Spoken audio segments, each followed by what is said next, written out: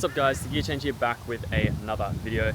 And in today's video, I'm going to be discussing why I decided to buy an XR4 or ST150 Ford Fiesta. So here is my 2008 XR4 Fiesta. Now I've owned this for nearly a year now. I've got it in June of 2025 and I've had an absolute blast with it. It's an awesome little car. It's got a 2-liter inline-4 Duratec engine. It's a 5-speed manual. Weighs about 1,000 kilograms. And all in all, it's just a fun, zippy little car. It's been the perfect daily pretty much for the entire time I've had it. I haven't had too many issues other than just a few little sort of quirks and bits and pieces like that.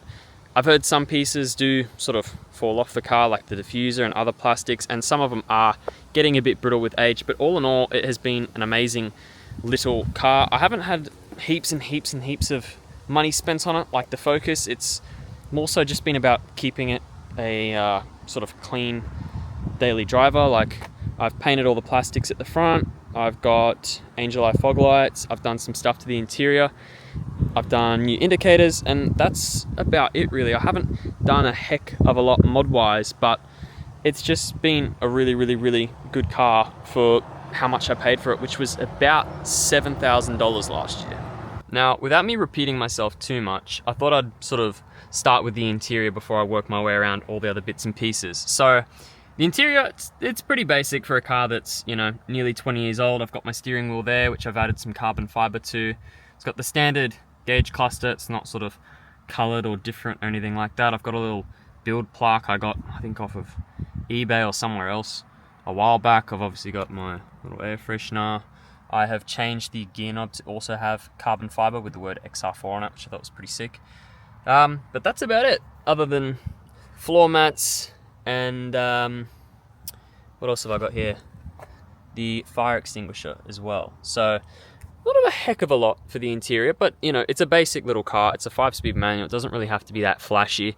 I've seen a lot of these builds in the UK and people have really done them up quite nicely, which I probably could do, but again, I don't want to be spending heaps and heaps of money on this thing. It's mostly just serving its purpose as a reliable, fun daily. It's got a head unit from the previous owner, a reversing camera.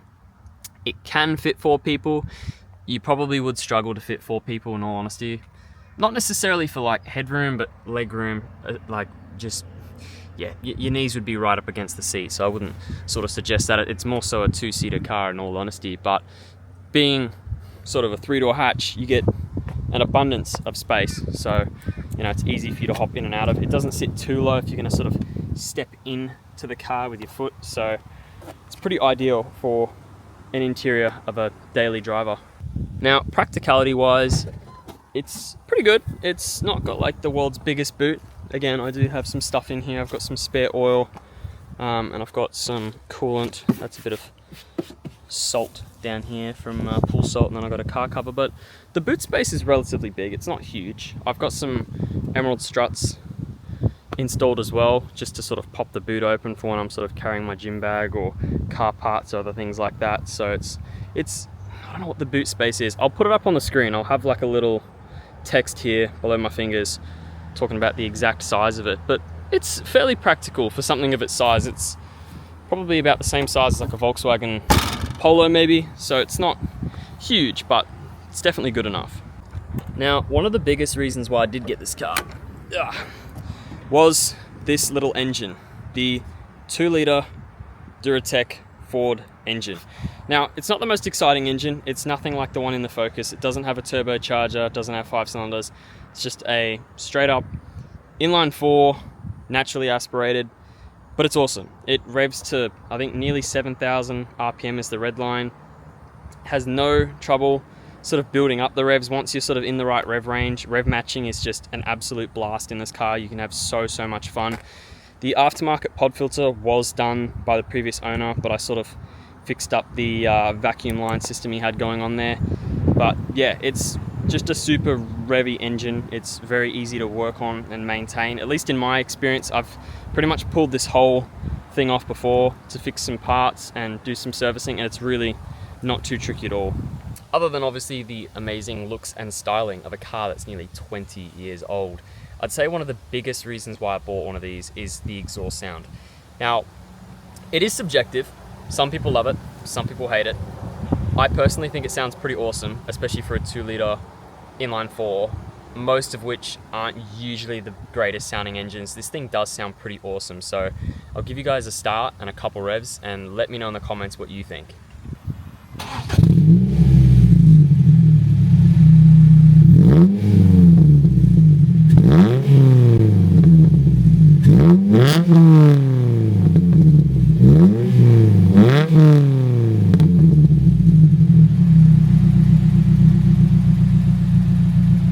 Alright, so that'll be it for why I decided to buy an XR4. Probably should have made this video a little while ago. I do have some more XR4 related content on the way in the next sort of couple of weeks, couple of months. So I hope you guys enjoyed. If you did, be sure to like and subscribe.